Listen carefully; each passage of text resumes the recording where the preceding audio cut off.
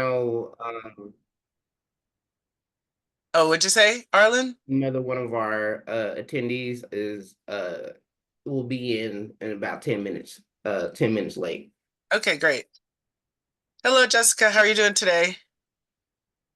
Good morning. How are you, Allison? Yes, I'm good. Yeah, I'm good. good to be here.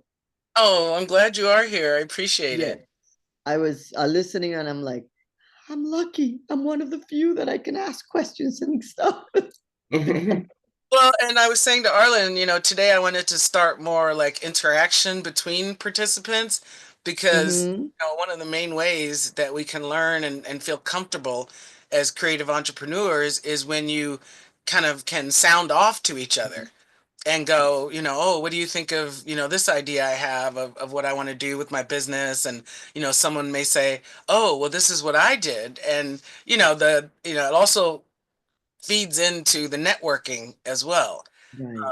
And during the workshops, people can kind of hone that because it's a safe place to do it. You're doing your pitch with your fellow business people or, honing your skills in a safe space of, your like-minded um, colleagues. Hmm. Yeah. Yeah. And we can still do some of that. And I can just like mock. I'm a Gemini, so I'm two people anyway. So I'll be the presenter and then I can act like a participant too. Hi, Arlen. How you doing, Jessica? Good. How are you doing? Doing good. Makes me so happy. Yeah. It really does. So, I'll wait to share my screen until they get until that person joins. Um, and let's see. So this workshop is about the launch stage. Oops, my camera decided to launch on its own. It's about the launch stage. Hmm. So at this point, the things that I covered in the first workshop, of course, some of all those tasks sometimes, can't be completed all in a week. But at this point, people are aware of the foundational things that they need to do to get started, to be prepared to launch. So the uh, next step is launching kind of a soft launch, but you want to make sure you've got that whole foundation. So it's like double checking everything. Maybe as you figured out, like, okay, let me look at business structure. Maybe you haven't decided yet, but you're aware, that you do need to do that. Maybe you're shopping around, for insurance, which you should be. I would always three is my number, at least three of anything, three quotes, and then if I don't like those three, I'll keep going. you know? So, but things like, your tax ID number, your things like that, you're not shopping around because you're dealing with the state or you're dealing with the Right. city or you're dealing with the federal government. Right. Um, so yeah, at this point, we're gonna assume, that all those tasks have been done. Hmm. A lot of times, the branding and things like that, if you're a creative already, you've already got your style, your aesthetic. You've most likely, if you don't have, business cards and kind of deliverables like that, you would be at this launch stage, you would definitely want to have those ready. You're going to be, whatever else you need, like a flyer, or say, if you do wholesale, you would need to have like your wholesale line sheets ready to offer to buyers. You need your wholesale order sheet also for yourself too. Um, so do you have any questions about any of the like foundational things that we covered last week? No, I was actually happy when I went through the whole list, and I think I mentioned this last time, that we have gone through all of the steps. And when you were talking about insurance just now, I'm like, yeah, it's so important to have all of these things in order and in place because you never know when you're going to need them. Um, we use Jackie Hall over at Adobe Insurance here Yeah. in Jersey. Uh-huh. Um, so we got all that covered, and whenever Uh, we have events at the building, we require an event insurance from whoever the group leader is, because okay. even if it's yoga and someone slips, it's Oh not, yeah. yeah. Yeah. um, So she did your business insurance and She does all of our insurances. like your car insurance and everything Yeah, too. the only thing she doesn't do is health. Okay. Um, but everything else she covers for liability, for property. Um, yeah, and somehow this was like 10 years ago, I think. We went to a lawyer in cruises to make sure we could do everything the right way. And so we have one LLC that owns the property, Oh, then okay. another LLC operates a business from that property. So then one rents from the other. Oh I mean, wow. it's a whole system that is to protect you uh, Uh-huh. as the owner, because yeah, if you get sued, they cannot go after assets that easily. Uh, Exactly. And the LLC, it's not absolutely rock solid that they can't get to your personal assets because when I've already from personal experience, unfortunately, with personal injury lawsuits, they are very aggressive. I mean, you see mm, billboards everywhere, right? yeah, They will throw everything. They will sue everybody. They'll sue right, the city. They'll sue anybody they can because, right, obviously not all of them are going to, go through. And also right, it depends on the kind of level of seriousness of what happened. yeah. For instance, I worked at a hot spring locally and we had unfortunately multiple deaths. And of course the families are suing. So in a case like that, where it's that heinous, your personal assets, they could get to a point where Right, even with an LLC they could get to your personal assets, but it would be something, like right. It's heinous. like having layers, Yes, yeah. kind of. Yeah. Yes, and I will say from personal experience, did you shop around before you worked with Jackie? Um, no, we did not. No. A friend of ours used her, so recommended her to us, and we've been using her for, God, I want to say more than 10 years. And I Oh, know some people have not had good experiences, but she's been great with us. So, yeah, I don't know if I should shop around. Maybe I find better deals somewhere else, but I like the fact that I can go talk to her. yes, yes, that is very valuable. And unfortunately, I'm one of those people, and this is networking right here. Right. I'm one of those people that had a very bad experience with her. Mm, And so and I should have, this was a learning moment. I should have had another insurance agent look at the policy that she wrote me for my auto insurance, because it almost I had a really bad car accident and lost my vehicle. They Gap insurance didn't cover it. I didn't, and it turned out that I was top tier, like with my credit and everything, and but she wrote me a policy as if I was a driver who like just got their license back after DUI or something. I had horrific coverage. And if I had had medical payments on my insurance, if I had had, a few other things that could easily have been added, I would have been in such a better position. And oh, unfortunately, when I got back, I first got in the office after my two surgeries and everything, and I went to visit her. She goes, "Oh, how was your vacation?" I was like, "What? It's not been a vacation, it's been a nightmare." yeah, So I like to share stories like that because, people have their bad days and, whatever. But I found that to be a pretty serious problem. yeah. It So is that's serious. why I say Yeah. shop around, because I didn't drive for 20 years when I lived in New York City. So Mm-hmm. in my mind, like you're saying, I got recommended to her and I went in and it was great to be able to go in and talk to her and everything. And then when I had this accident to find out that that lapse, was really shocking. And it was really, I was really, Sorry about wow, that. okay. So Yeah, that's why I'm like, law of threes or more, you know. yeah, And I'm yeah. glad you've had a good experience with her, but you haven't had a claim with her yet. See, I had Well, a good we experience have until I have a claim. actually. Oh, okay. I'm sorry to hear that. Yeah, my dad came and lived like 8 years ago Mhm. or 7 years ago.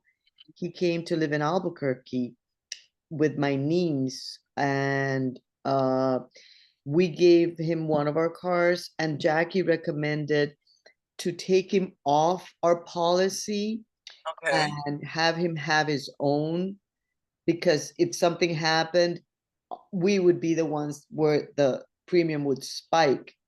So Yeah. did that change, and soon enough, he was at a traffic light in Albuquerque, and the traffic light turned green, but the car ahead of him did not go. He Yeah. went before and went against, rear-ended the other car. Yeah. And he was saying that it was the lady's fault because she didn't go. Yeah. And Well, an 85-year-old man, he's like, mm. I know. So I called, and we weren't even here. So I called her and she said, don't worry, she dealt with everything. Yeah. So that Yeah. was a good experience. Okay. Um, yeah, The other thing that it does is it dings all your insurance. Like you have an right. insurance score just like you have a credit score. But the other problem was because of the lack of my coverage versus, you know, what had to be paid out to cover, you know, the other drivers because I was found at fault for this accident. All my insurance got dinged and really bad, like really bad. So if my policy had been written better, my hit on all my other insurance wouldn't have been as bad. So Right. so that's why I stress, you know, shopping around, even if it is a Yeah. recommendation, because for instance, one person can have a good, you know, experience Right. and someone else. Right. So thank you Oh. for bringing that up. I'm glad we talked about that. And I'm not trash talking her. It's No, just no, I know. And I know some people that have not had yeah. good experiences and have moved on. So who do you use? Right now I use State Farm, but my agent is in Albuquerque because unfortunately the local agent is just never wanted to return me or my mother's calls after a very like aggressive trying to reach him. Because That like you is say, I would frustrating. like to be able to walk in to a Right. office, but for some reason I guess he didn't want our business. So I went, Sometimes, yeah. yeah, yeah, everybody's, you know, everybody's different. And I was like, hey, I'll take my money somewhere else, you know. So Right. I did. And yeah, so I my agent is based in Albuquerque. But, you know, being State Farm, I can, you know, contact them on the phone or, you know, Right. and I do travel often, so I can go in the office if I do want to. But Yeah. yeah, I just went I went to Albuquerque Yeah. basically. Yeah. Well, we had another experience last year. We were out of the country, and one of the insurances that was for the property, not the liability general for the Hmm. operating company, expired, and I missed it, and she missed it too. Uh-oh. So in order to renew it, the time had already passed, so it was like a new one again. Hmm. So I was a little upset that she had missed it. She was very apologetic, and she was trying, and because it's a mobile home park, there's Oh. some new things that were coming up and it couldn't get done. Oh And yeah. so I started shopping in cruises in Albuquerque, Mhm. and people weren't getting back with me, or if they were saying we can't offer you this because our umbrella company doesn't have that. So Yeah. that finally came through and we did it, but we did try. And I'm like, okay, so she's not that bad because I'm not getting anywhere with these other people. But yeah, and because of the nature of the insurance, that it wasn't like a general liability that needed to be in place right away, Hmm. we were like, okay, hopefully, and it was an empty property, so it was like, okay, we don't have to worry that much right now.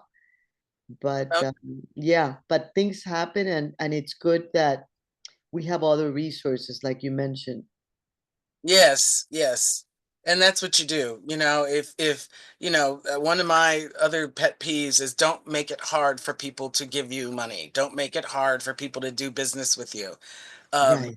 uh, the experience that I've had with U-Haul, welcome. I know your last name is Tamori, but I would not want to butcher your first name. I did a chat with you. I don't see you on the screen, so it'd be great if you join us on the screen. Can you hear us? Maybe she's having a problem. He or she is having a problem with joining. But thank you for sharing that, Jessica. That's a really important conversation. Oh, cool. Okay, She's there we joining go. us, and then we'll Sorry. get started with the PowerPoint. Yeah, sorry, I joined earlier, but I was a webinar, so I couldn't Oh, participate. Thank you for upgrading me, but I was just oh, listening. so that's your the full first name. Yes, I just go by Maiwa usually. Yeah.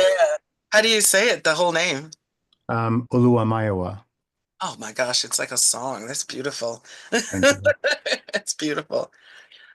So we were just like recapping a few things from last week. And we were sharing, me and Jessica started sharing some insurance, um, kind of networking on insurance, and our experiences with different companies. And I mentioned kind of my law of threes, like always get at least three quotes or always check out at least, three of anything. Like if you're going to open a business bank account, I would, check three different banks because I found out when I went to open a business bank account, I was like, oh, I love credit unions. Let me use a credit union. Sometimes credit unions don't have they're not business banking focused.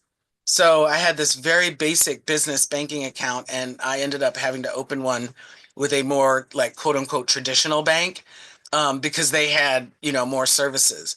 I mean, the credit union even limited your transactions per month. And I'm like, well, wait a minute, I've got money to put in the bank.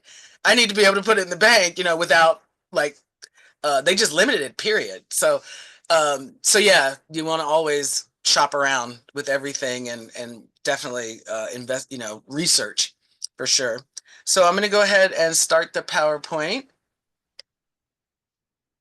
Let's see. Before you do that, I Oh, sure. wanted to ask you, and I forgot, are you going to be sharing the recordings of the webinars? Yes, the recordings of the webinars and also the PowerPoint presentations and the written material. Uh, Okay. and then I leave. Oh, but you haven't sent anything from last week, right? I guess it hadn't gone out yet. Okay, good. Yeah, because I didn't, and I'm like, oh, I wanted to ask. Thank Okay. you. Yeah. I'll make sure with Arlen that goes out. And then I have the email list to send everybody the written material. Did you get the written material from last week? Perfect, perfect. And then I'll leave those spaces in there for you to write notes in there. And then of course you have the PowerPoint to reference and the recording. Because I know, like I said, like all those tasks couldn't get done in 1 week. So you can, have it for reference. So okay, I'm gonna go ahead and share my screen. And we're gonna get into talking about the launch stage. And let's go. Okay, can everybody see my screen? No, you can't because I didn't hit share screen. That would help. Okay, let's Do you go want back. us to go off camera while you're sharing? I feel like Um, Arlen asked us to do that last time. oh yeah, thank you for that. Yes, if you can. Yeah, thank you for that. And then once the PowerPoint and we get back to discussion point, you can cut back on the camera so we can see everyone talking. Okay. And let me do that and oh, hit that again. All right, let's go to share. Come on, mouse. Entire screen. Okay.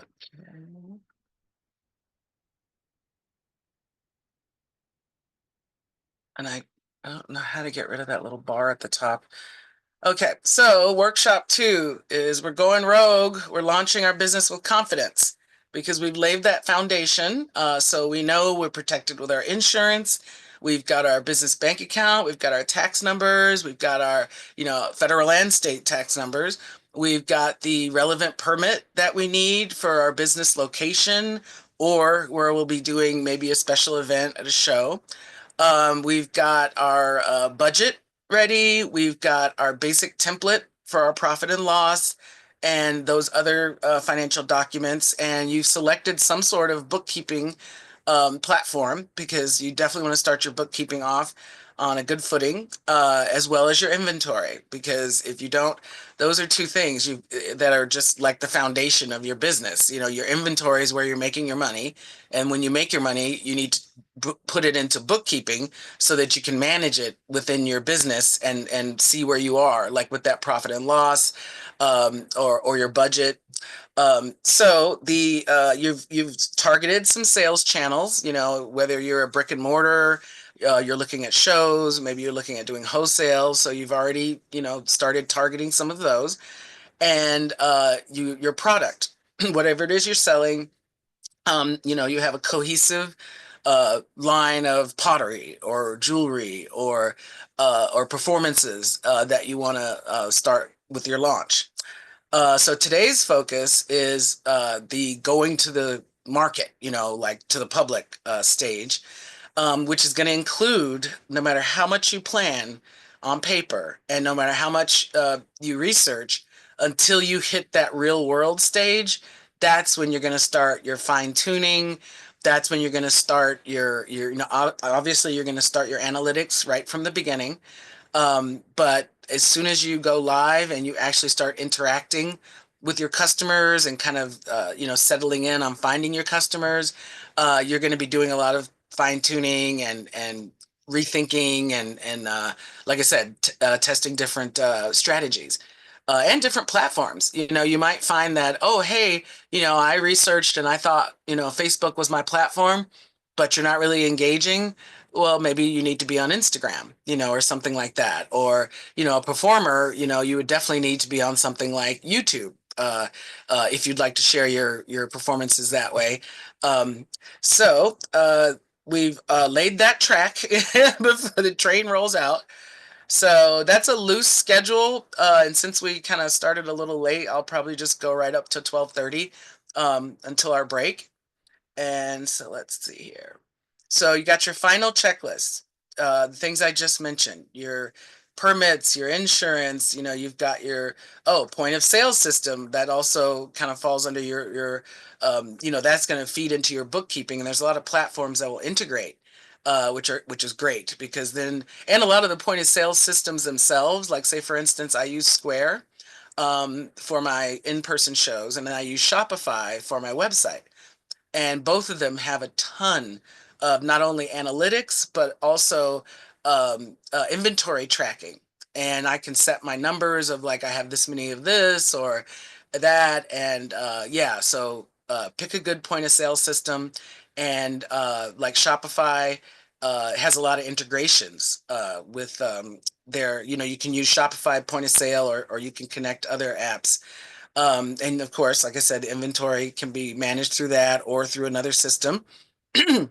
Excuse me. You have your contracts and your policies drawn up for anything. Your return policy is especially important for anybody who has a product they're selling. Anybody who is doing live performances, you want to make sure to have like a master contract that you can that has all the languaging that's going to go in every contract, and then you can add in your custom information for those contracts. I just got a wonderful source today, and I will include the link in the written materials. I had mentioned a lawyer, I think it's called Volunteer Lawyers for the Arts. Someone shared with me a group, a law group in California that offers a lot of free consultation for artists. It's not just California artists, it's national. And they also have some webinars and things like that. So I'm going to share that with you because, just like a lot of business training is not geared for creative businesses, a lot of lawyers, aren't geared, of course they've got different specialties. So having a lawyer who's versed in the arts is very important, because you might be getting into things like copyright and trademark and intellectual property and things like that. And a lawyer like that is going to be able to be the most effective. So I'll share that link for sure. Red flag: if you're launching without insurance, you don't have a business bank account, you don't have enough inventory, any number of those things we just talked about, uh, you're going to have a problem. You're going to be skydiving without a parachute, because say you go, oh, I'm just going to go to my first show and I'll get that insurance later. Well, your canopy blows away and it hurts someone and you've got no insurance. You're wide open. So there's certain things where, you don't want to wait till everything's absolutely perfect when you're, growing your business. But with this foundational launch, I mean, you don't want to get sunk right out of the gate. An opportunity may pop up where it's like, oh my gosh, my business just got a grant. But the grant, they're going to want a profit and loss statement. They're going to want you to have a business bank account. They're going to want your EIN number. So there's certain things that, later, you can kind of go, okay, I'll add in that extra, platform later, or I'll add in this later. But there's certain things that right out of the gate, you've got to have done. Or else, you're really putting yourself at risk. So I really want to emphasize that. And you're also maybe going to miss opportunities if you don't have all these things in place. So as I mentioned in the last workshop, budget is very important. You have to have a startup budget. A lot of creatives, um, even in the beginning of their creative practice, even when they're in, say school learning it, they've already started to amass some equipment, some materials, some tools, and things like that. But you may be launching from scratch and you do need to purchase equipment, materials to manufacture your inventory. You need money for marketing campaigns or launch events. You do need, all these things I mentioned, like business bank accounts. I mean, for instance, an EIN number is free. A state tax number is free, but obviously your insurance policies and other things like that are not going to be free. So you're going to need your budget uh, to have those line items so what you're going to need to launch. Because a lot of people, they'll throw open the doors and they'll set up everything and they'll throw open the doors, and within a month they're closed, because they think that, they're just assuming that all these people are just going to come pouring in the door. They also don't even know how much they need to even get to their break even point, much less that higher, point where you're making profit. So when I see those businesses that, that happens to, I instantly know, what they didn't do. A lot of people will put a lot of money into, making everything look pretty and stuff. But if you don't have a solid budget and you don't have funds to launch, then all that work is going to be for naught, and you're going to end up putting yourself way back. So you definitely want to have a cash flow plan. And basically, uh, you need 3 to 6 months of operating expenses. And of course, with a brick and mortar, that can get pricey depending on where you're located. But you don't want to be closed in the first month because you're assuming all this business is going to come through the door. So you do need to have your operating expenses and, a budget in place to launch. And guess what? You got bills to pay. It's not just the business. So you want to make sure that you're doing an owner draw. You want to make sure in your budget you've got that included, is because a lot of people will just work and constantly just break even. And everything, maybe yes, my electric bill's still getting paid or my mortgage is still getting paid, but you're not making any profit. You're just breaking even. That's just having everything paid is not profit. You want to start building up profit. You want to see that bank account that's not, being touched, want it to grow where it's just profit and it's not the electric bill coming out and it's not this, and you want to just have that pot to start growing. so you can, pay yourself. So always keep that in mind, because especially creatives really tend to not do that, because a lot of them are still working on their kind of uh, owning their creativity and the value of it. And a lot of creatives tend to undervalue themselves right out of the gate. And so, yeah, you want to really think about, consider yourself and what you need, and what, the budget you have personally, and what you're going to need from the business as far as income.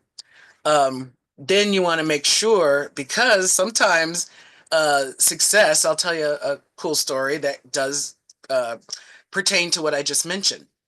For a long time in the beginning of my career, I was underpricing my work. And I work with sterling silver, I work with gemstones, I work with copper and brass, other metals. And I was underpricing myself to the point where people were doubting if this was actually sterling silver. They were like, well, how can this ring be sterling silver and this beautiful, amethyst gemstone, and it only costs, say for instance, $60? And so I was undervaluing myself, and I hadn't done proper pricing structure. And so when I actually hammered down on my pricing structure and my costs, and included that overhead, because the bills are overhead, and you'll see that in your profit and loss statement, your expenses.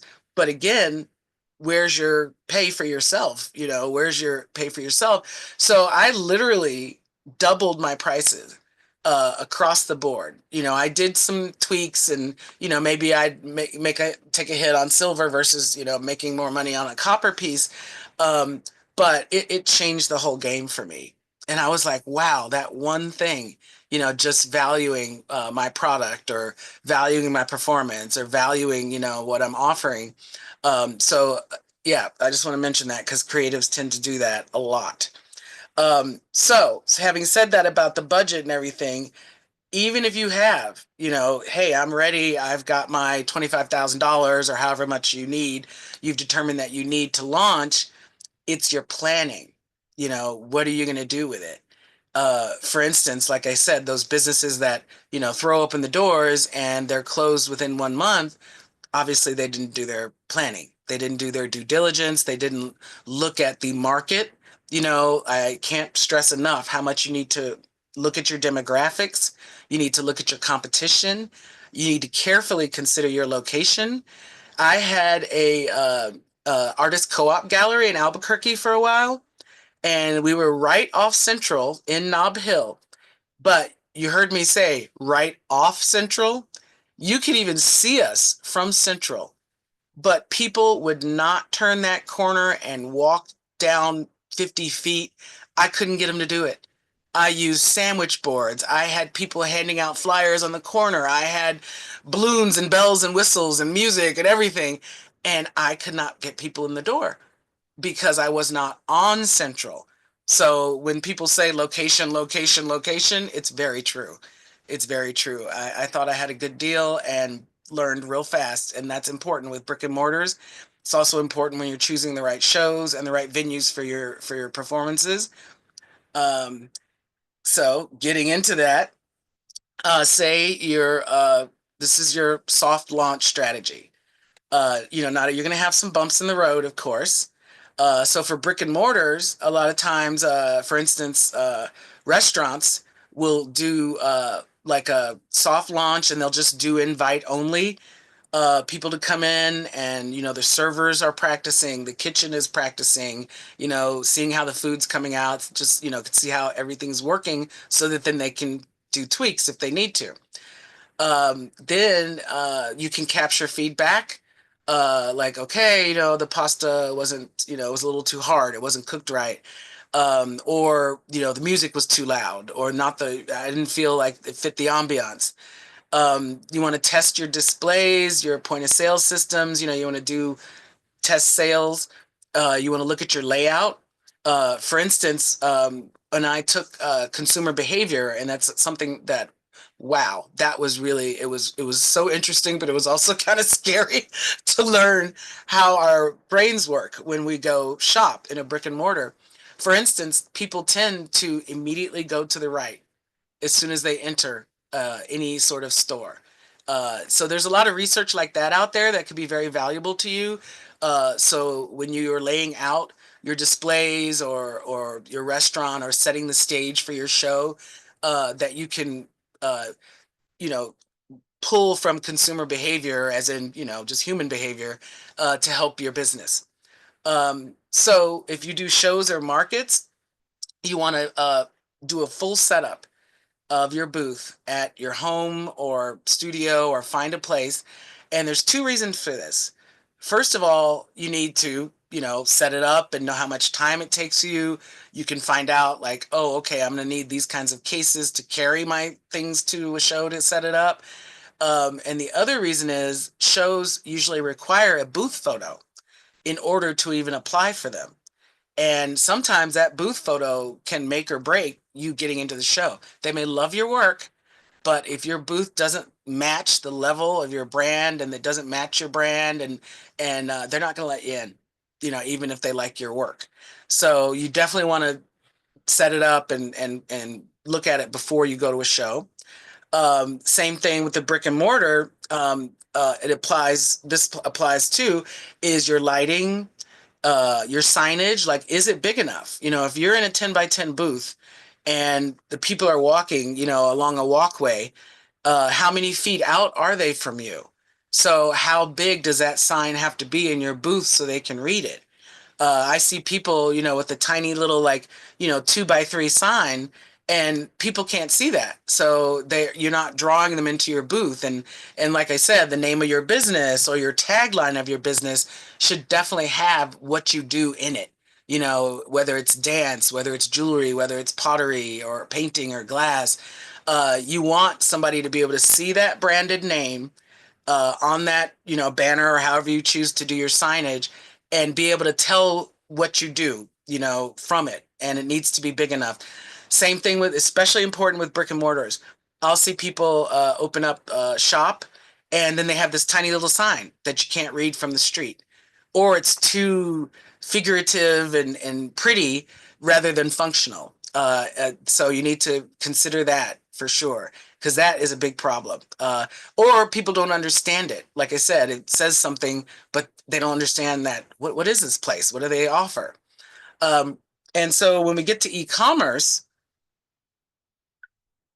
it's especially important to test your website and your payment system. I recently had a instance where there was some, I used a template. I bought a upscale, I upgraded template on Shopify. But because it was a template, it had this product page in there. And even though I had hired someone, to help me set it up initially, so I could then just manage it, somehow, and this is something that I paid for, and it didn't get done. She didn't deactivate the product page. And what it did is it automatically would populate your product page from the inventory that you've already put up on all your collections, and you set up. And it was making products where like $300 pieces were listed for $5. And I was like, oh my gosh, what happened? And if somebody had bought that, I would have had to honor it. So that could have really be look at what could have happened. There could have been thousands of dollars of stuff that, was on there for $5. So, excuse me. So that is a very important thing, is to, make sure things like that don't happen. And a lot of times, I'm teaching from experience. So you want to test every page, you want to look at every page, you want to have other people look at it, have someone else do a test purchase. Sometimes I've done test purchases myself, but I really like for other people to do it, because they're using maybe Apple instead of Android, or they're coming from a different system, so you can see if you're going to have any glitches because of that. And make sure your branding is consistent across everything. Make sure before you launch, make sure all your phone numbers are there in all the different places and it's correct. Make sure your address, if it's relevant, is there in all the different places and it matches. Because I see so many people, especially even in my local area, they'll be like, "Hey, we're open today and we have this special." And then people start commenting, well, who are you? Where are you located? They shouldn't have to do that. Don't make it hard for them to get to you. Hey, we're open today. We have our specials. We're at 111 Main Street and we're open from 11 to 5. Just go give them all the information they need right there so they don't have to come and ask you, because for those 2 or 3 people that ask you, there's probably 5 who just moved right on. They didn't even bother because they're busy and people are constantly scrolling. So you want to make sure all your information is consistent across everything. You definitely want to have a Google business profile. I actually have a Google business number. I use it for my business phone number, because I don't want my personal phone number on my online, basically. So yeah, make sure all of that is very consistent. Excuse me. Because it's very important, because it's amazing how little things like that will put people off. And like I said, they may have lost 5 people because they just didn't list their address. Or, they go to your Facebook and the number on Facebook is not your right number, but the number's right on Instagram or something like that. That can cost you sales, and also it lowers the profile of your brand. They're like, well, come on, if you can't even get your addresses straight or you can't get your phone numbers straight, they're going to assume certain things about your brand. So those things are very important. The other thing you need to be able to do is talk about your business, or talk about your aesthetic as a performer, or what you're offering, whatever your creative offering is. People half the time, they are engaging and purchasing from you because of you. That is one of the main things. Like when I started putting my actual face on my reels and stuff like that, my views and everything went through the roof. And this is organically. It's just because people wanted to see my face. I would put up, things where you could see my hands, and I'm making the jewelry, and, I'm thinking, oh, why am I not getting as much engagement? As soon as I put my face in stuff, I mean, things went nuts. So I was very, very impressed by how important that is. Because a lot of people, they don't really want to appear online, but you are your brand. So you want to be able to talk about who you are, what you offer, what makes you different from the 10 other, pottery artists who are in this show. And you want to call to action, as in, I'd really love to be in your boutique, at the end. Or, I would really love it if you would give me a referral, something like that. So you want to have a call to action. And here is an example from someone at a clay company. And let's see if I can move this out of my way. There we go. Hi, I'm Juno from excuse me. Let me start over. Hi, I'm Juno from Indigo Clay Company. I create small batch ceramic housewares that fuse traditional Pueblo style with modern design. Each piece tells a story. I sell online and through galleries, and I'm looking for wholesale buyers interested in regional artisan work. So right there, they're telling you about themselves. They're telling you what they offer. They're telling you what makes them different, because it's fusing the Pueblo style with the modern design. And they're letting you know where you can get their work online and through galleries. But right now, their call to action is that they want wholesale. They want some wholesale accounts. So your elevator pitch, it says 30 seconds max, because as we know, people's attention spans have gotten very short. I mean, the length of the average length of reels now are like 10 seconds, 15 seconds. And sometimes the longer reels, they don't get pushed out by the algorithms as much.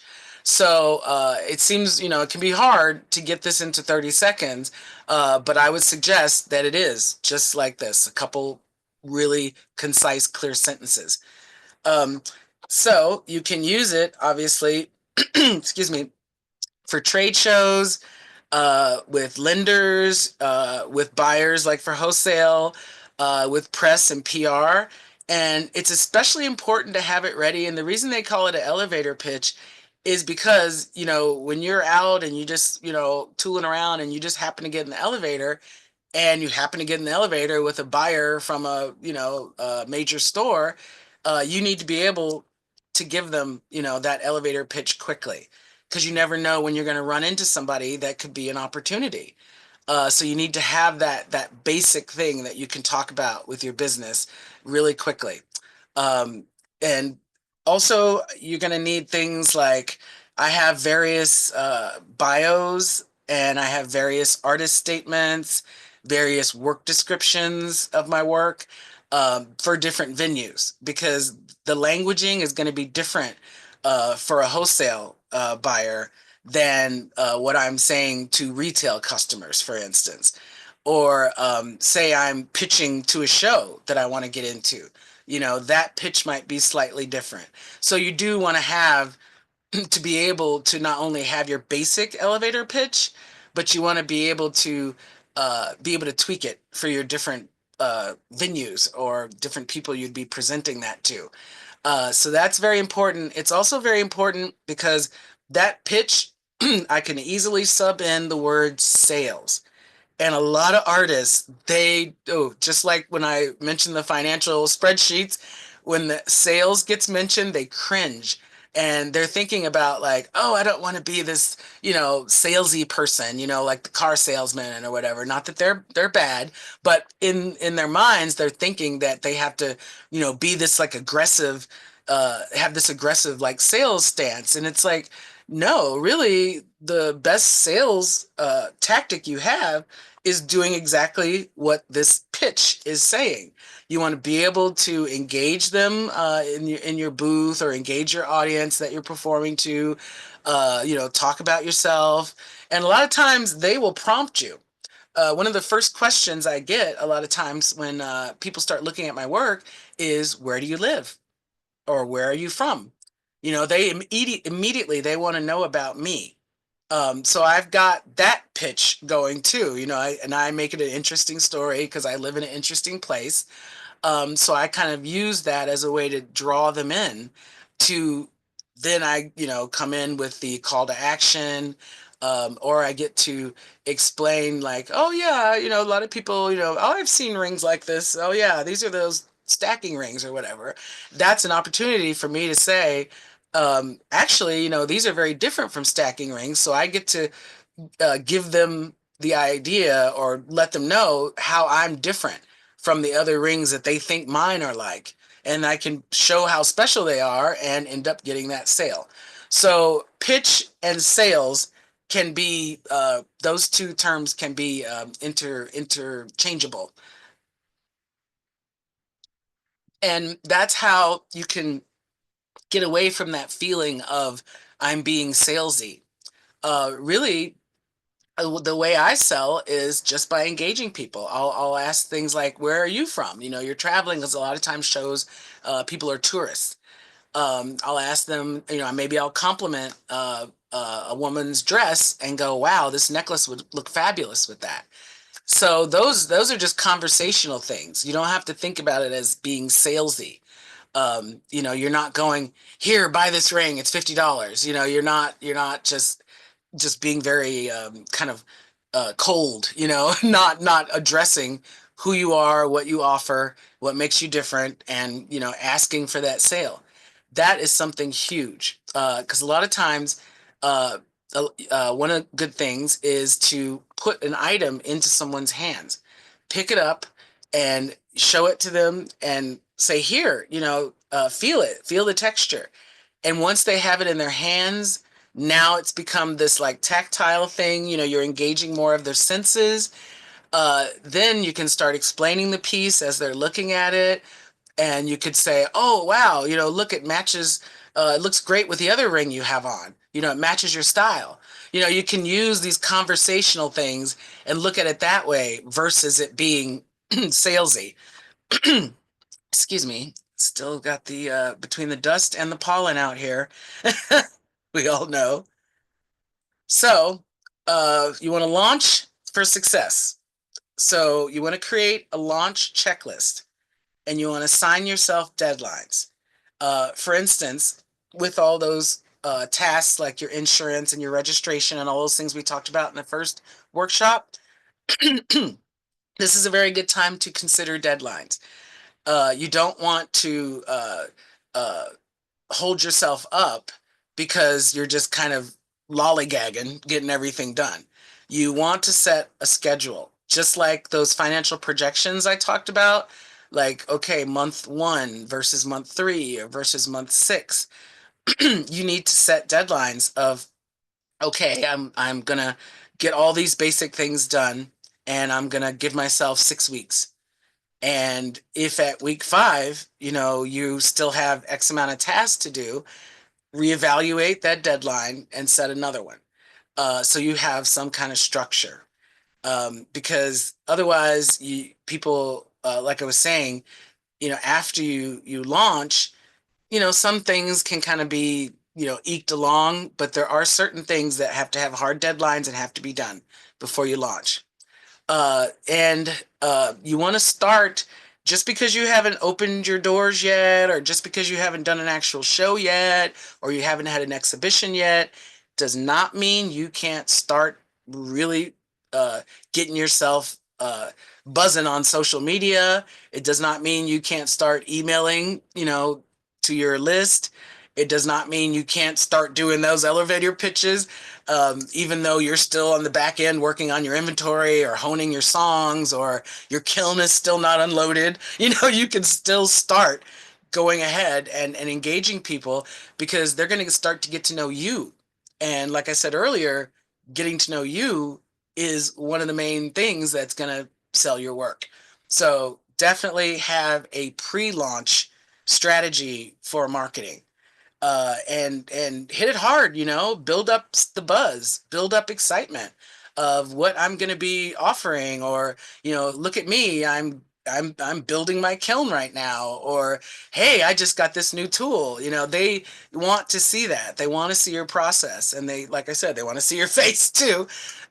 So definitely don't wait on starting to build that buzz, and don't wait on your marketing. Also, you can send out press releases for prior to your launch. If you, like I said, if you've got those deadlines and when you're going to launch, or that show date ahead of time for a performer or for a in-person art show, go ahead and really hammer down on marketing. Can't say that enough. So engage your network. And that network does not just include customers, it includes your fellow colleagues in your field. I have gotten so much value, not just in my work, or yes, in my work, my actual creative practice, but also finding out about shows to stay away from, or shows that I definitely want to do, or hey, this producer or this promoter is known for not paying their artists. Okay, great. I'm not gonna work with that promoter. I'm gonna find a different one. It really is gold. It's money in the bank. People have told me about some shows that have been very profitable for me for years. I've had other jewelers tell me about tools or tricks that they do that save them a lot of labor.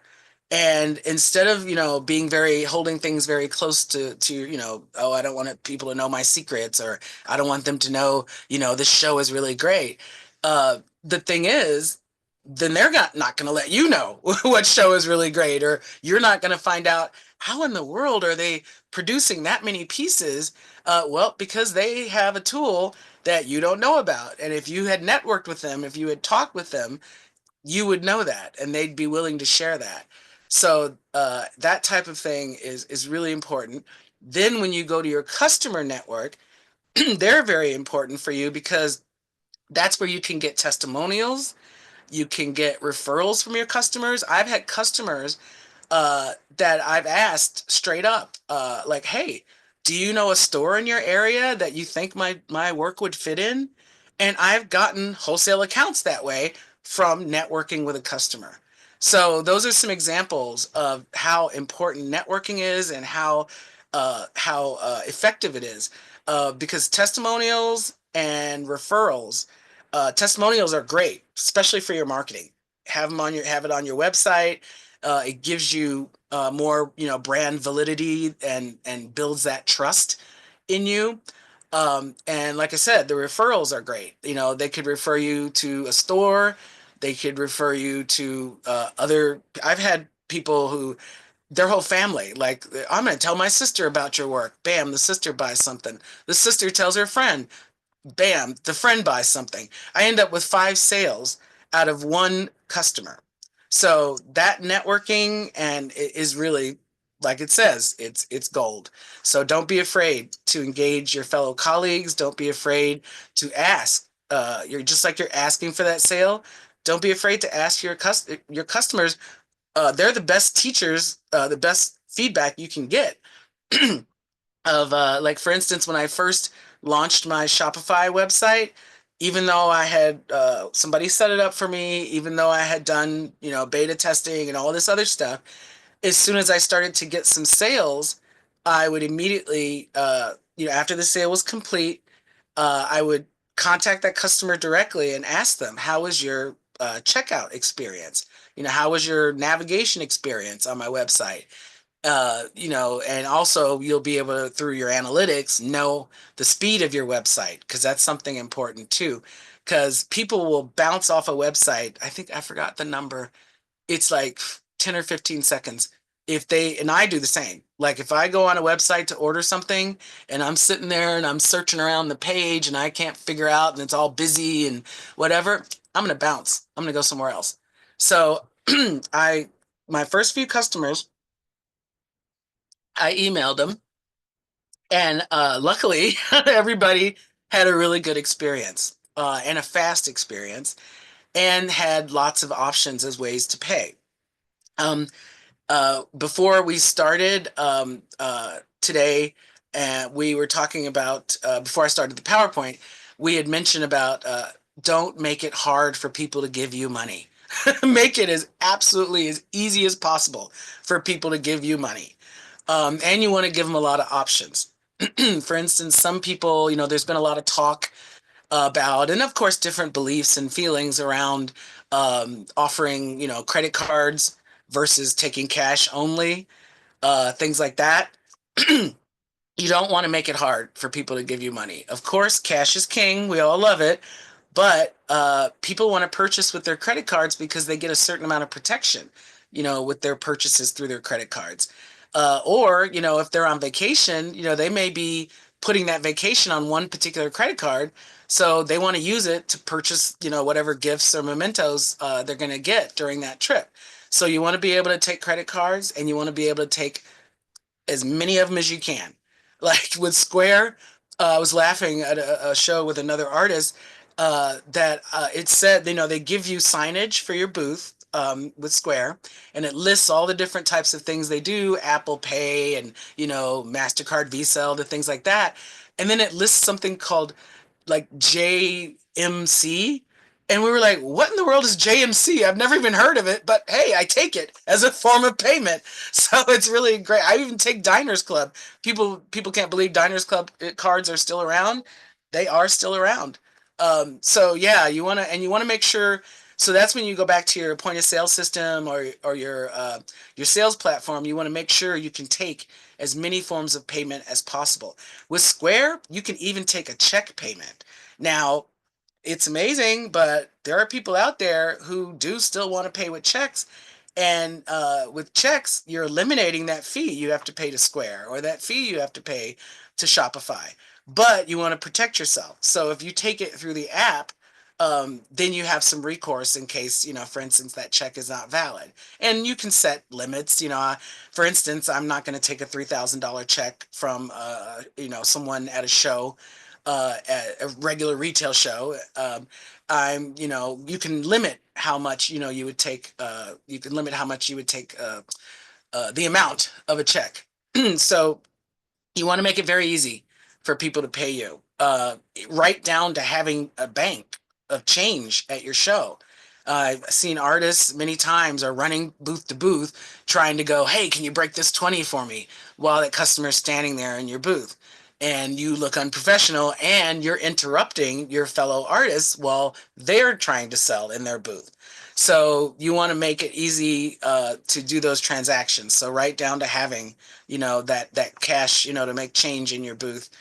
Um, then you want to be able to pivot fast based on feedback. If I had gotten feedback from my customer that like, hey, everything was fine with me, shopping your collections, but when I went to check out, the shipping was really confusing. I had problems with it. Okay, I'm gonna go on there that day and fix that shipping, whatever glitch it was. Or say it's the checkout, like, oh, I thought I was going to be able to purchase this with Afterpay. Afterpay is one of the platforms that allow people to like make payments. You'll see it a lot, like when you're shopping on different websites, it'll say, hey, I think Affirm is another one. It'll say, hey, you can split this into 4 payments with Affirm or with Afterpay. And a lot of people like that. And some people offer it, and some people prefer not to. You don't have to offer it. But yet again, it's another way for you to make it easy for people to purchase from you, especially larger items. I know a lot of painters who do this because, large paintings can be big investments. And so people could spread that out over 4 to 6 payments. Then that artist is able to make that big sale. And hey, it's not bad for cash flow to know, hey, I've got this coming in for the next 4 months or the next 6 months. So those platforms like where you can do the payments can be very handy, not only to your customer, but especially for you to be able to make more sales. So if it fits your business model, if it's something you're comfortable with, just like taking checks or not, definitely consider that with all your payment systems and being able to, like I said, work fast on feedback. I did an email blast once, and there was one customer that emailed me because some of the wording confused her. And as soon as she tipped me off, I went back and I read the email and I was like, ooh, oh man, yeah, I shouldn't have worded that way. Who knows how many people, only that one person got back to me. Who knows how many other people did not tell me and went away with the whatever the implication or the feeling from that glitch was. So I was like, okay, wow, I've really got to like hammer down on reviewing my emails, my text, reviewing my language, reviewing the tone of it. Does it fit my brand? Does it fit my brand voice? Is this something, we've all had probably experienced the misunderstood text, because the wording may sound like offensive to somebody, when meanwhile you weren't meaning to be offensive. So that same thing can happen with your emails. I'm sure we probably all had it happen with emails too, of like, hey, well, what do you mean by that? And it's like, wait, no, I didn't mean it that way. So you really want to watch your languaging when it comes to things like that. Um, so the next thing is you want to keep refining this. Like I say, keep tweaking it, keep learning. If you find out early on that this business bank account, you've already hit a ceiling with it, it's not working for you, go get another one. If you find out early on that your visuals are not really matching your brand or what you want to convey, go ahead and change them. Don't wait. Don't go, oh well gosh, I paid so much for this, and that. If you keep it, it's going to hurt your sales. It's worth it to go and invest in another one versus keeping something that's going to hurt you.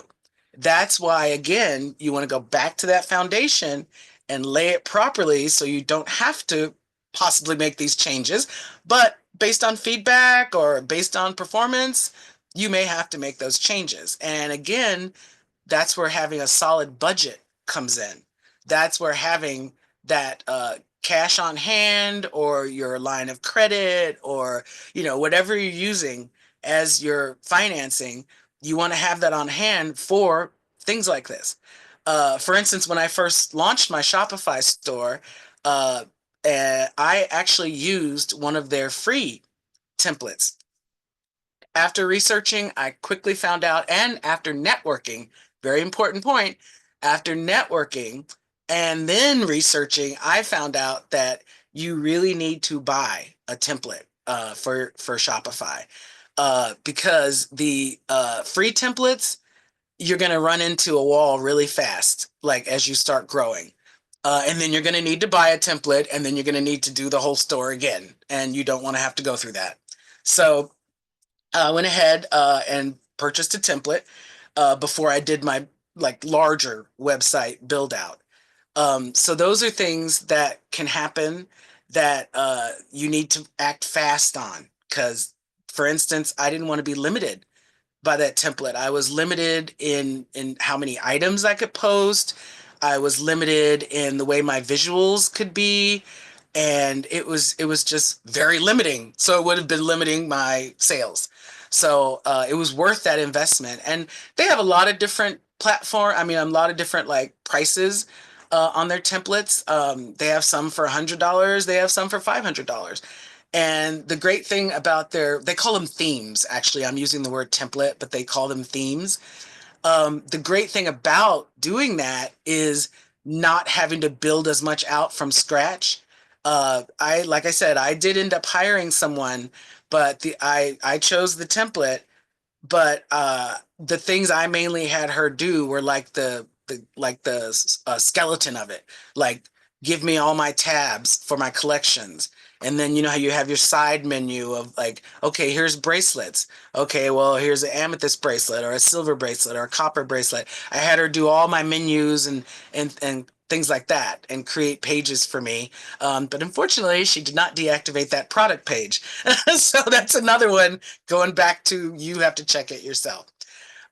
So yeah, you need to keep that fluid, always be looking at those, what you offer, maybe you run into a problem with a customer who wants to return something. For instance, my return policy is I don't do any refunds. I am happy to exchange a piece. I am happy to repair a piece, if it broke because of something I did. But I don't do refunds because that can really start messing up your financials. Keeping track of refunds is a nightmare. And us small businesses, independent, especially creative businesses, we're not Walmart. Walmart, they can do refunds all day, no problem. We don't want to be keeping track of refunds. It's much easier for me to keep track of a repair or an exchange because that way I'm actually, getting that piece of jewelry back. So I'm not really, losing money because, if I'm going to exchange something, it's going to be for the same price. Or they could exchange and, pay that difference.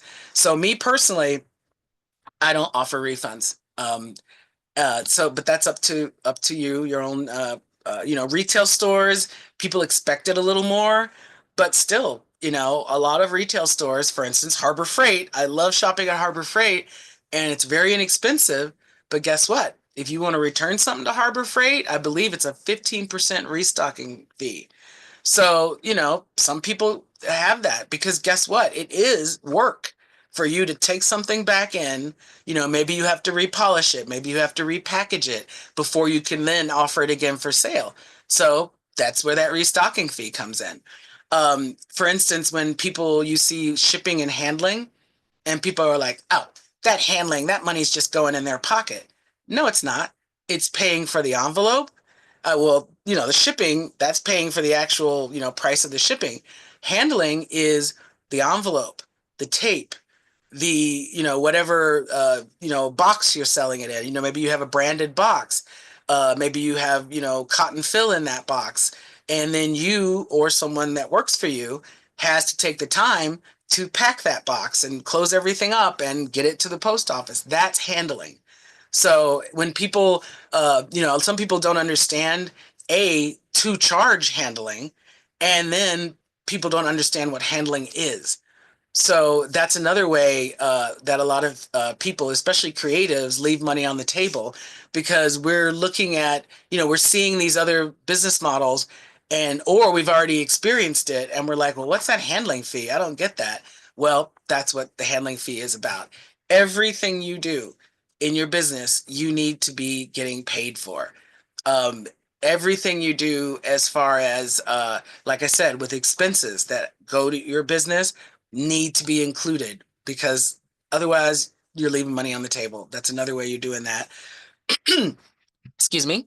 So we're not done yet. This is only the second workshop, and we are barely out the gate. We're kind of stepping over the threshold right now. So this is the launch pad, and you want to start to build momentum with purpose, but adaptability, and I will add structure. Creatives, we can tend to, go off on our creative side, and that structure, sometimes limits us. But there's certain times where, uh, comfortable or not, there has to be some structure in order for you to have success. And the adaptability. A lot of people, maybe they have one failure and they're like, "Oh, I'm done." Adaptability. I can also say resilience is another word. Don't be discouraged. And I've had people walk in my booth and just say some horrible things to me. Like, "Ah, I could make this myself." And you know what I'd like to say? Oh, go home and make it and come back and show me. That's what a lot of us have dealt with. But instead, I'm just like, oh, wow, you're a silversmith? Or, I'm just like, oh my gosh, wow. So, yeah, you got to have resilience. You got to be adaptable. You got to think of fun comebacks to things like that, because you'd be surprised what people will say to you, especially if you're new to sales, if you're new to putting your, being face to face. I've been to many gallery openings where, say it's a friend of mine who's an artist and they're having a gallery opening, and, they're engaging people at the opening, and I've been shocked at some of the things that people say. So you have to be ready for that.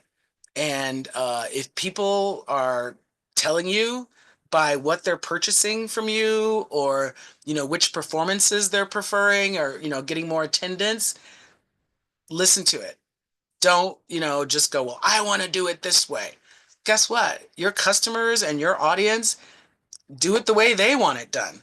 I'm not saying like change your aesthetic or change your excuse me, change your designs, or that to please the public, because people are always going to, have feedback that is not useful. But you do want to pay attention, to what is working and what is not working.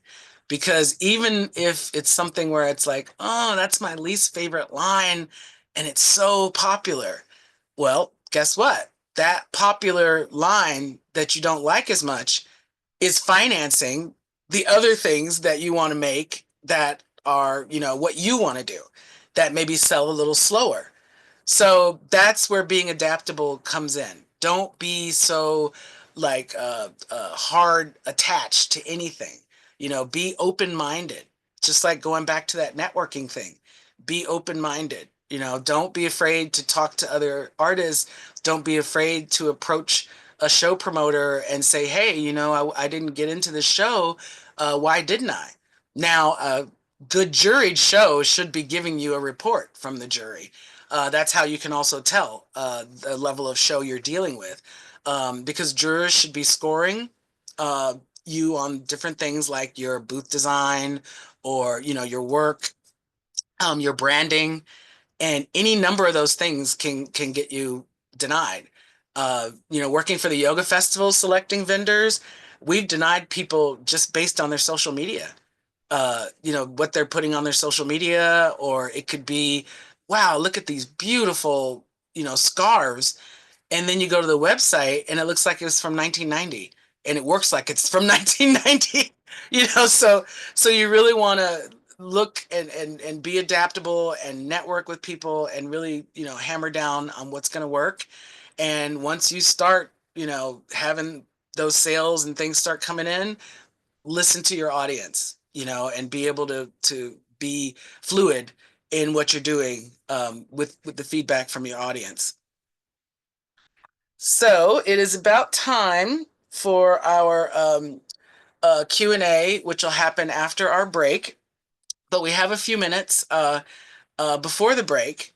So if we want to actually, let's break a little early, because if you would please use that 15 minutes, of course, eat your lunch for that 30 for sure, but use this 15 minutes to get some questions together, and also um, think about like one key takeaway that you've gotten from either the previous workshop or from this one. Um, then obviously we don't have a large amount of people attending today, but I really wanted to foster the networking between each other, and kind of, doing elevator pitches, bouncing it off each other. So maybe we'll do some of that, in the Q&A. So maybe think about that too.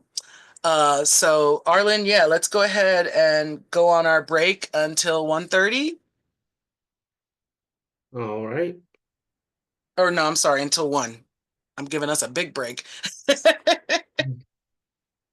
Yeah, so yeah, come back with some of those and I'd appreciate it, and enjoy your lunch. All right. Thanks, everyone.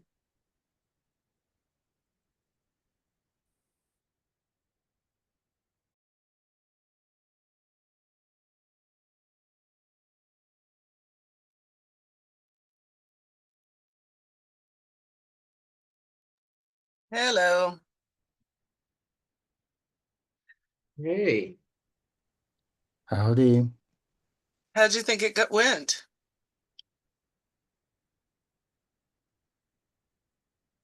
pretty good. Oh, cool.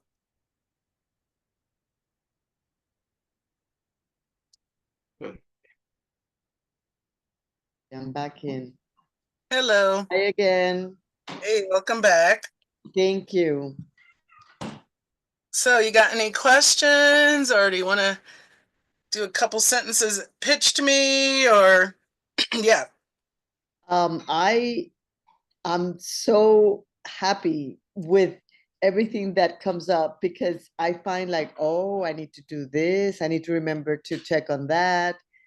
Like for instance, our social handles. We have a client who reached out last week for Mhm. a retreat program, and she said she wasn't sure if we were still in business because our Instagram and Facebook pages have posts that are like maybe a year or so old Yeah. because we are not posting. So I'm like, okay, I made a note. We need to post something here and there occasionally. Yes, and you can also automate those. So you could sit down, just even for a couple hours, and just do some, very simple posts. Maybe it's a photo and a few words, or something like that, and automate it to go out Mm. like once a week. Um, Uh-huh. you could schedule that out for like 2 months or something. I mean, you can, have what, and you can use platforms that allow you to uh, well, they're like, I guess they're apps, I'd call it. Hootsuite was one. There's many others now that I think they're a little better, where like you could connect like Instagram, Facebook, Pinterest, all bunch of different apps, whichever ones you're using, whatever platforms you're using, and it would post on all of them. Um, Now, Facebook and Instagram are, I almost want to call it Instabook. They're linked now with Meta. So Meta, you can post on both. You connect Yeah. it. I will say, I mean, some people love Meta, and every time I go on there and try and link my Instagram, it always wants to link my personal Instagram, not my business. Mm. Like it doesn't even give me a toggle option. So I myself am still working on that. So what I'll mainly do is post on Instagram, and that shares it to Facebook. Um, but Right. yeah, uh, Yeah. and Meta has a lot of tools and stuff. But yeah, I just really already I'm put off by having that problem, and then just Right. how quickly people get put off, by things. I'm like, screw you, Meta. I'm gonna use one of these other platforms to do my social media scheduling.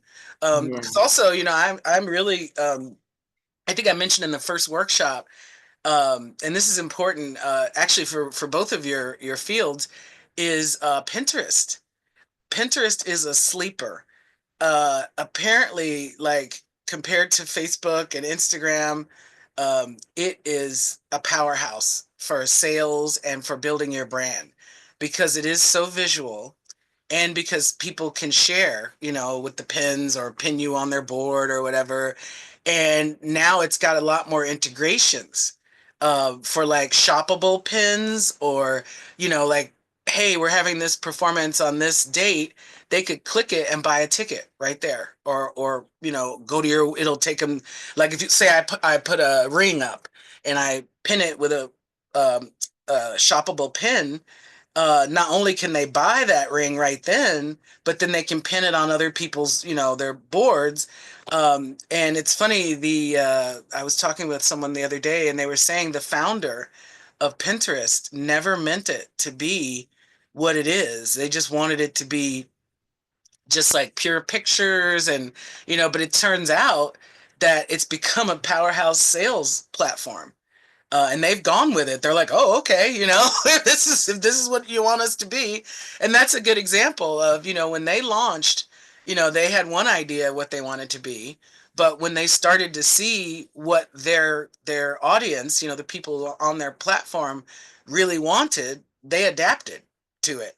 And now, I mean, yeah, they're a powerhouse, and to the point where everyone's like Facebook, Instagram, Pinterest doesn't even have to toot its own horn. They're that successful. And I was shocked.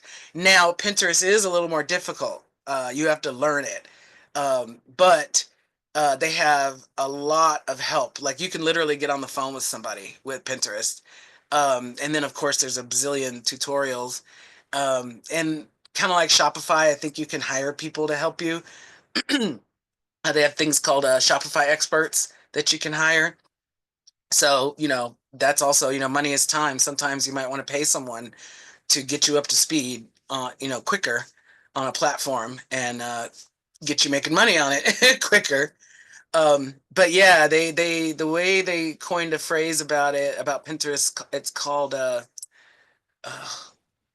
oh, it's become a social shopping platform. So it's that people are interacting with each other as they originally wanted. They thought it was just going to be like a social platform, with visuals and, like Instagram or something. But when people, obviously they're sharing items, they're sharing these beautiful, products and things they bought or found or whatever. Of course, people are going to want to say, hey, where'd you get that?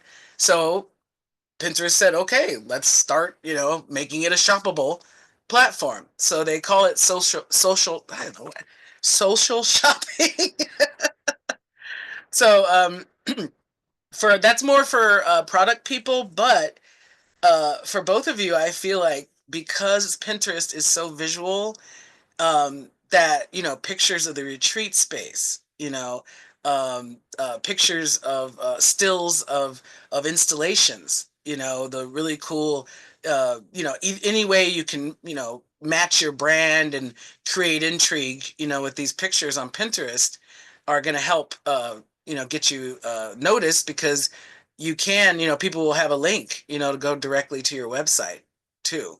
They've added so many different types of functions now that they've adapted to the type of app that their audience wanted.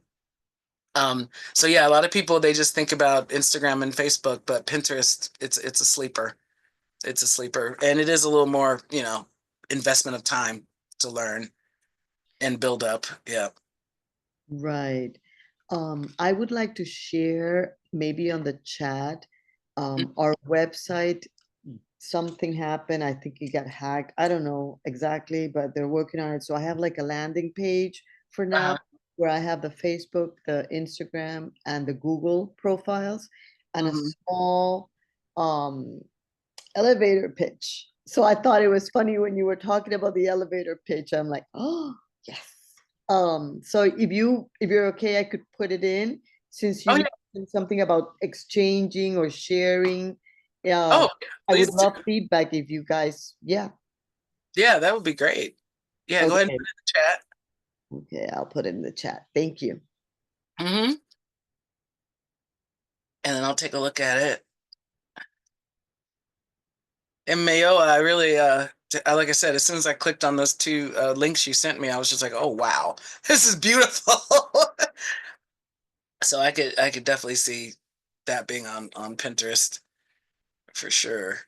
Just excellent for social media. The design is wonderful. The colors, it's really well done. Really well done. Thank you. You're welcome. Okay, so I'm gonna minimize this so I can look at the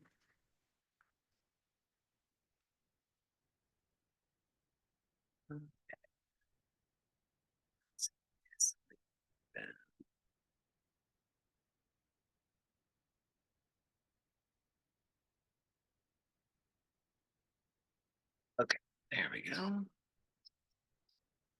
Emergence.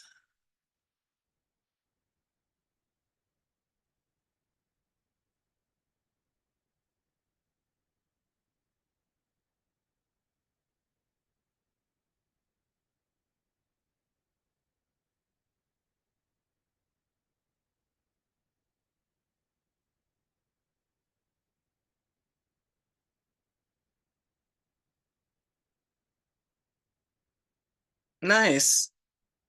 That's I really like it because uh you're keeping your name prominent. You know, emergence is at the top, emergence is at the bold, the first word in your elevator pitch, and you're describing what it is, you know, what is emergence. You're describing then your offerings, and then you are you're also, you know, giving a little value added. You're letting them know you can do larger group events and stay connected. You got all your links. And I like the fact that you're on the bottom, you've got we are making changes. Um, because and I like the way you kept it simple. You know, you've got three really great images and you didn't make it too busy. And people can get to the information like, oh my God, this looks beautiful. I want to book it. Bam, it's right here. You know, they can email you. You've got a clickable email button and you've written it out. That's great because you know people you can't make it too easy for them. I mean by like you know make it as easy like just throw it all out there. You know, like just make it as easy as possible. And the G is the G your Google listing. Yeah, the Google profile. We have Okay, more action going there with reviews.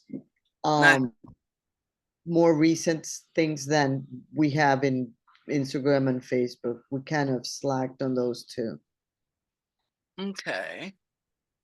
And I do, is that your logo at the top above emergence? Yes. Okay. I do like that. I would definitely, and you might be already planning, maybe already planning this, uh, make it bigger Uh-huh. because it looks like this beautiful swirl. So I Yes. don't know if you could even, um, and I have no idea if you would be interested in this, but either kind of pivot it a little more like facing you or even almost open it up and pivot it almost where it looks like this like more active swirl because it's beautiful. Just something Okay. to Thank consider. you. Just something to consider because I Thank know you. logo design and yeah, I mean and even just making it larger uh Yeah. when you put it on the main site and that may have already been your plan. Uh Well, the thing is that the website, it was like, I don't know, 20 something pages, and it has been good all this time until last week. I don't know if it was a plugin that was not activated or renewed or something, and it is right now. It's like gibberish. So oh this is something that we have just we're working on behind the curtain. yeah, Yeah, yeah. No, and this is very good for jumping in and getting something done. yeah, yeah. Thank Yeah, you. just getting something up. Yeah, because you know people they get too busy with things. They feel like, oh, all this open space, or you got to be easy on the eyes and very concise, so people can really see what you're about. Okay. Yeah, I'll try to ask the woman who's helping me with this to make it bigger. I think that's a good idea. Thank you. Yeah, because it's beautiful. Yeah. I Oh, go might. Yeah, I was gonna say, great job getting this up. It's important for people to be able to just like see the thing, and the space is really critical. Um, One of the things that I might recommend is looking at other retreat spaces. Um, One of the things that the one I was thinking about was Esalen, which I don't know if you've been, it's in California. Um, but obviously very different level, but they use video a lot instead of photo, which is nice. And their images go all the way across the website. So you can really like immerse yourself and imagine yourself in the space. So Right. I think maybe like um even my assumption is like your videos and your images are going to be really critical in selling the Yeah. yoga spot. So um I love that you're featuring those, and hope you continue to do that. Yeah. That actually was on our website. The pictures and the videos are the full screen.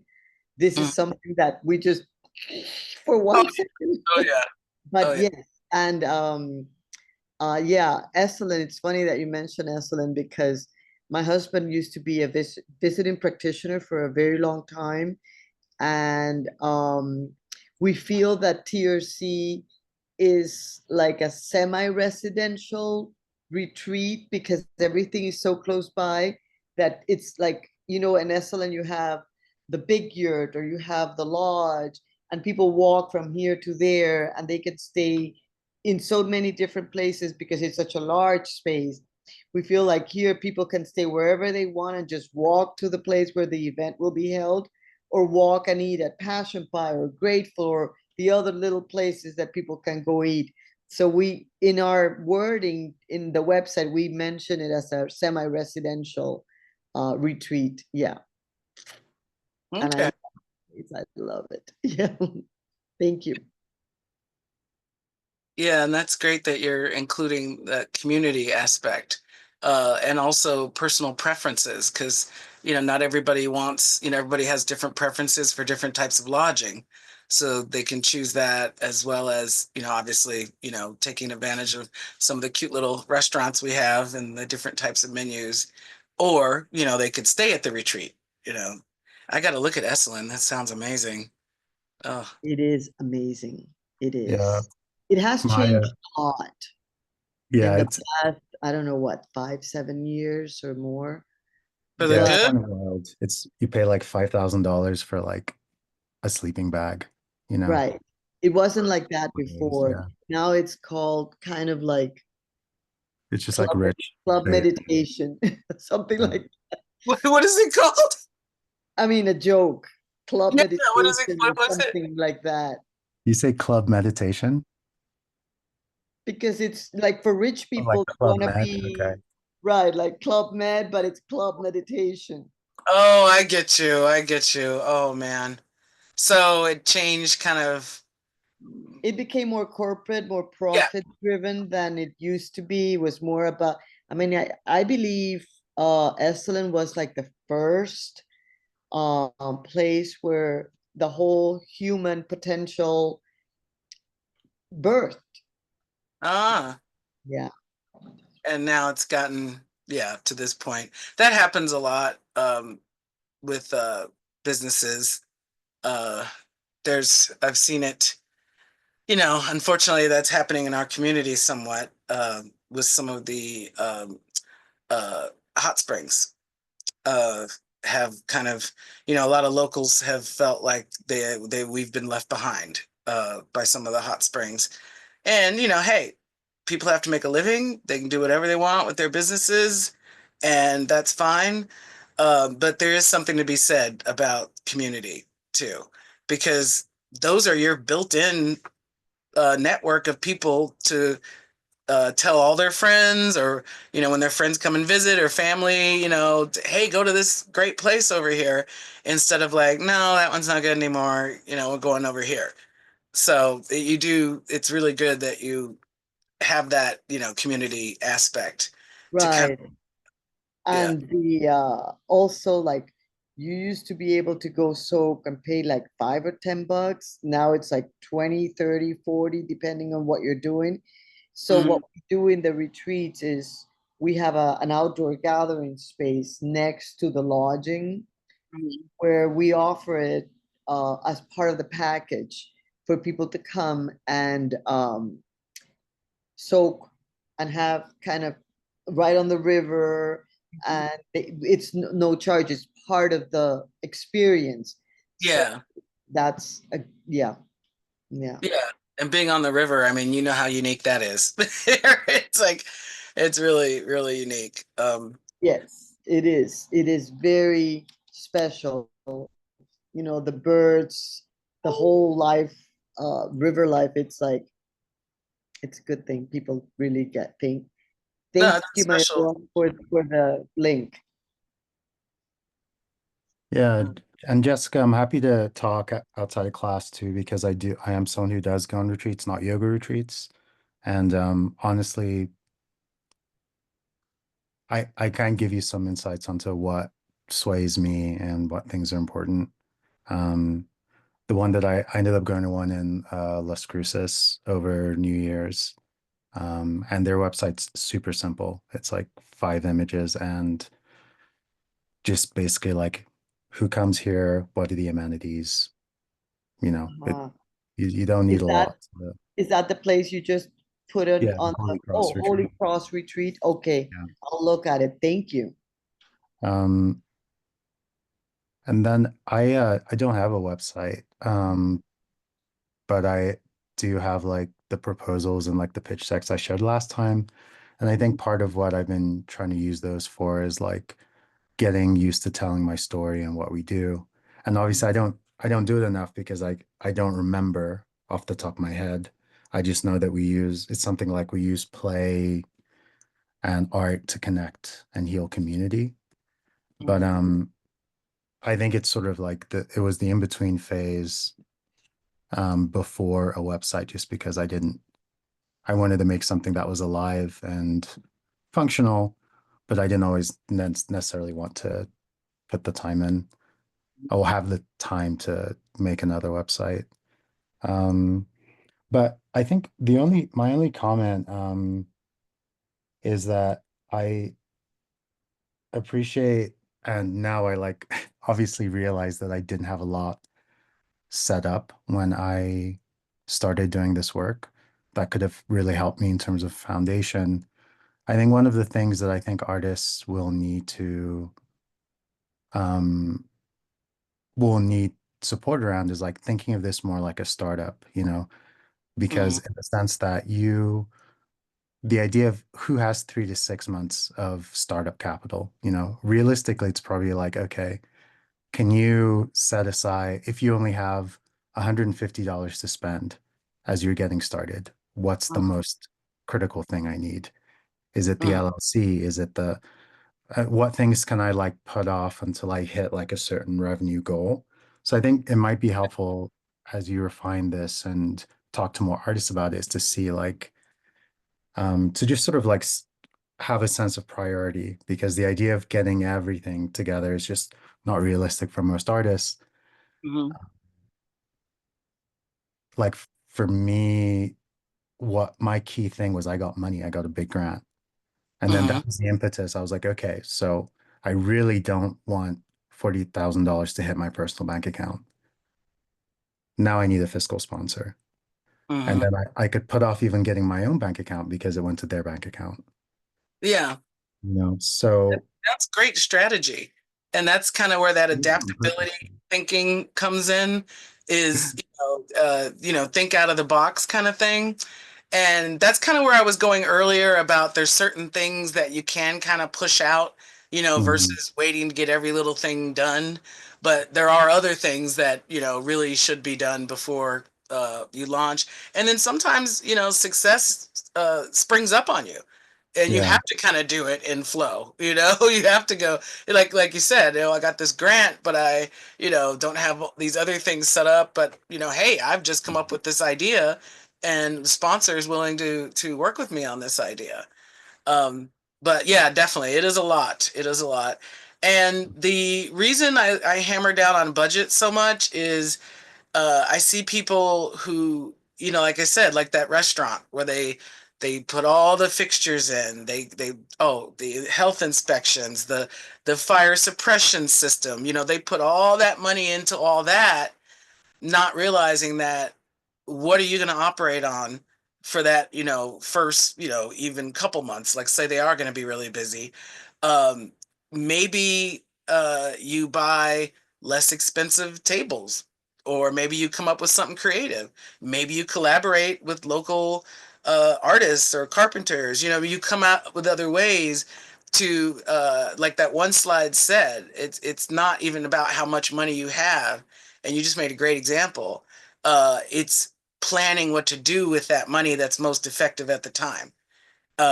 So if you only have $150 and you're starting, maybe, for instance, setting up a Facebook page, Instagram page, those things are free. Yeah. But okay, well, if I'm going to be out networking and talking to people about my business, well, business cards. I can get business Mhm. cards for, $20 or less. So I definitely need business cards. So yeah, things like that are important to consider. And that's where that adaptability and the flow and the whole definitely make your priorities. Your priorities, especially according to each different business. Yeah. Yeah. And I think the other thing is like maybe from to use more like a startup or tech metaphor is have trying to because you don't really know what you're making yet and if the market will react to it. So I Mm. think part of also this sort of like piecemeal small thinking is to figure out, am I even making the right thing? So, maybe even before you invest in the full website for the yoga retreat center, can you start offering yoga classes once a month, that you just promote on Instagram? And then you get people, you sort of like see, okay, what do people want? Who, or like, or in my example, let's say eventually I want to start a school or something. Can I start teaching and volunteering at an after school program one day a week and then sort of like slowly build up the traction and test your business idea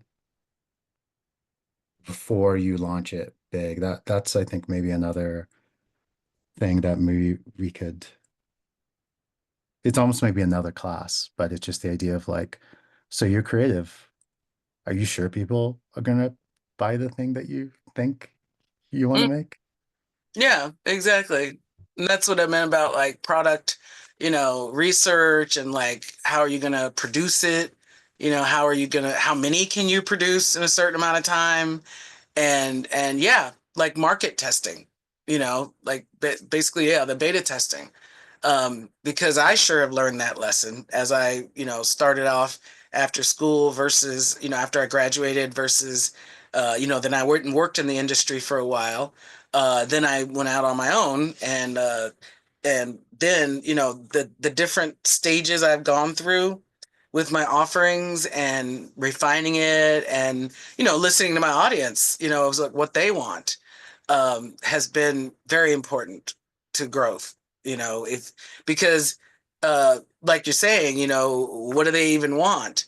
And if you're not listening to them, then you're going to be putting out something they don't want, so yeah, I'm glad you mentioned that, because I always felt like that's something that kind of should have been included in art school, and that's why I decided to get into this. I mean, obviously, this is very entrepreneurship, focused, but there is a lot to be said about the creative mindset of, like I said, like people sometimes just want to make what they want to make, and that's fine, but you may find out that you can make this over here that sells really well, that finances you to be able to make what you want to make, you know? So, but you even have to learn, you know, to even get your mind into that mindset. So yeah, that's almost like uh, a blending of your artistic development with how that's going to fit into a business. Yeah, yeah, I like that. Thank you very much for that. See, I learned things. I learned a lot of things. Yeah, this class has been great. Oh, thank you. I appreciate it. And I'm writing this down because I think that this is like, I can think right now of a situation with it was a very inspiring situation. Um Sorry, I'm just gonna make a quick note. Between me and another art student when I was at NMSU getting my bachelor's.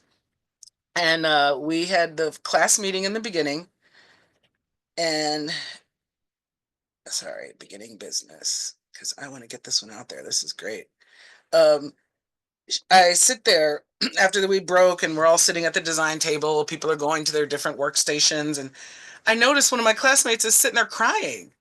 And I was like, oh my gosh, you know, hey, are you okay? Do you want to talk? And she was just wringing her, you know, hands in her head and just like, I don't know what I'm doing. Why am I in art school? I'm never going to make a living at this. And I was like, wait, no, no, no, stop. I was like, no, stop. And I was like, started to talk to her about ways she could make a living as she built her career. I said, do you know how many artists hire artist assistants? I said, you know, you could work in a gallery. You could, you know, I started naming all these things. And she was like, I saw a complete change come over her face. Because I was like, it's not just okay, all I'm doing, you know, put myself at the with the blinders on is I've got to figure out how to sell these paintings. That's it. No, it doesn't have to be just that. You can lead up to that. You know, even working in an art supply store for a while, you know, like there's so many things to really learn your materials. And so I was able to, you know, inspire her to realize that this is it's a progression. You know, you're not going to come out of the gate knowing exactly what everybody wants. I mean, very often, you know, the paintings you're doing in school are not going to be the paintings that end up in galleries later, because you're going to continue to refine your aesthetic and grow, and then, like you're saying, kind of transition that into the startup phase of like, okay, how am I even going to do this? Maybe I know a lot of artists, they prefer to only do wholesale, or especially like 2D artists, some of them prefer only to be placed in galleries. They don't want to haul all that stuff out to shows in person. And I've seen it, oh my gosh, with painters, they've got those expensive pro panels and they have to assemble it on spot. And, you know, it's a lot of work versus, hey, yes, I have a gallery and they're going to get a cut of the sale, but look how much money I'm saving in time and wear and tear on me and my vehicle to not have to go out and do that and have the gallery, you know, do that. So yeah, there's a lot of different ways, and that's actually a good point for people who, you know, it's a much simpler thing to manage wholesale accounts. You know, say you've got 10 great wholesale accounts, and that's all you can handle. You know, your production wise, and you know, maybe you don't want your business bigger than that. Maybe that's fine for you, and you're making enough money. Managing 10 wholesale accounts is a lot less difficult than managing hundreds of retail transactions, you know, and having all these things that we're talking about with retail. So, yeah, that's a really good one. I like that. I really like that. Thank you for bringing that up. And I think it is something that should be brought forward to offer to people who are starting out, especially because that bridge between, you know, whether or not you've figured out what you're doing or you are in the process of figuring out what you're doing, that definitely can cross over with, okay, what kind of way do I want to get this out there? You know, like maybe I'm not going to be, like I was saying, 100% entrepreneur. You know, maybe I'm going to do like just those wholesale accounts. Or maybe, you know, my gallery is going to keep the books. They're going to give me a report of what sold, what didn't sell, and then that's what I file my taxes with. You know, so yeah, people can can kind of figure out which way they want to go with their, with selling their work or their service or their performances. There's a lot of people, I can use social media as an example of, and things like Spotify, where especially musicians, where all of a sudden, because I worked in the music industry for quite a while, and I worked in it when it was horrific. The days of the A&R person, picking and choosing, and I mean, you can imagine what's going on. What are the three words? Sex, drugs, and rock and roll. I mean, it was awful. The systems. I mean, I had a really good friend of mine, a band. They were they've been written up in Rolling Stone as the greatest band that no one ever knew about. So even Rolling Stone knew how great they were, but their A&R person, their record company, they just screwed them. They just screwed them. So now musicians can go to YouTube, they can monetize YouTube channels. They can sell, their work they directly, to like Spotify. I know people have had trouble with getting like a penny a play, but things have, been addressed with that. But it's getting yourself out there in a way that used to be, you'd have to deal with unscrupulous promoters and clubs and things like that. Or you would deal with these horrible record companies that would wrap people into horrible contracts because they wouldn't have a lawyer look at it, but they just figure, oh, we're getting signed. Great. Just sign it. I was like, oh my gosh, no. That it's I don't know, go out and spend your beer money on a lawyer to look at that contract, and that's gonna save you a lot of money later. So yeah. Yeah, that's a really, really good points. Really good points. Yeah, and I saw it in action too. I saw it in action. So y'all have any more questions or input?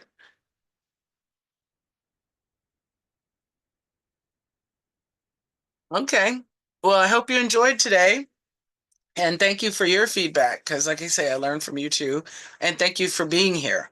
I really appreciate that. And I'm going to get in touch with our other participants, and hopefully they will be joining us for the next two workshops.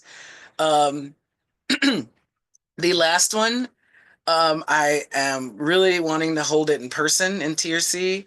I know you're out of, not in TRC, Mayoa, but you'll still be able to join in, we'll still have the webinar running.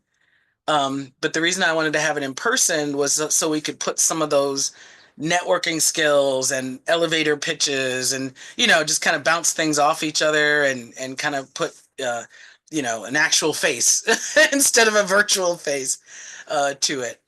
And I'm looking into, we were originally Main Street, the office at Main Street was offered, but I'm looking into some other spaces too, because I think it'd be a great opportunity for one of the local businesses to be able to, show off their business, not only to the state of New Mexico Creative Industries Division, but to the community by hosting something like that. So, yeah, if you have any suggestions, Jessica, let me know.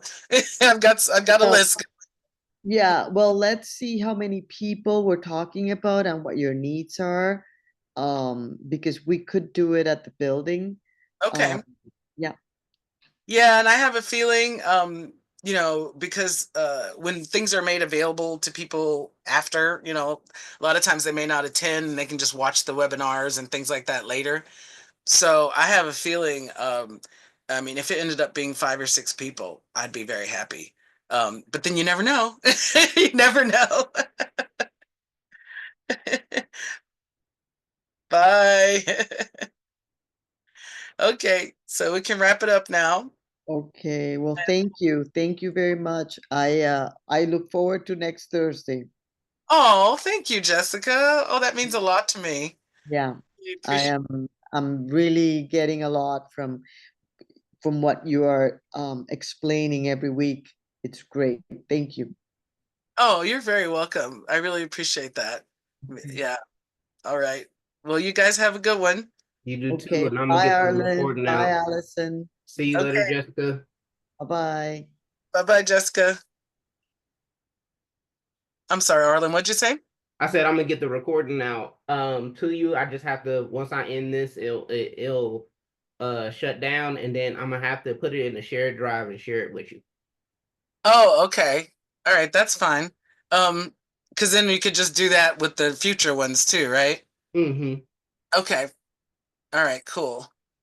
And then I will get that email out today to, say, hey, are you want to participate or not? And I'm gonna put another announcement out because I have a feeling a few of those people, and one of which I know personally, I'm kind of like, where are you? So I'm just gonna put another call out, and I don't care if all of a sudden there are 20 people. That'd be fantastic. Mm-hmm. Yeah, well, it's no way to, it's no way to be overwhelmed really, since it's Zoom. Exactly. Definitely can handle it on this end if they come virtually. It'll just be in person, but I mean, you'll know on who's coming or not. Yeah. Yeah. Okay. All right, so I'm gonna get that to you. I'm hoping to get that to you by today, but you should be looking at your email and seeing some shareable links by tomorrow. Oh, no problem. That's great. All right. Well, I hope you have a wonderful day. Thank you. You too, Arlen. I appreciate you. No problem. I appreciate you too. All right. Bye bye. Bye bye.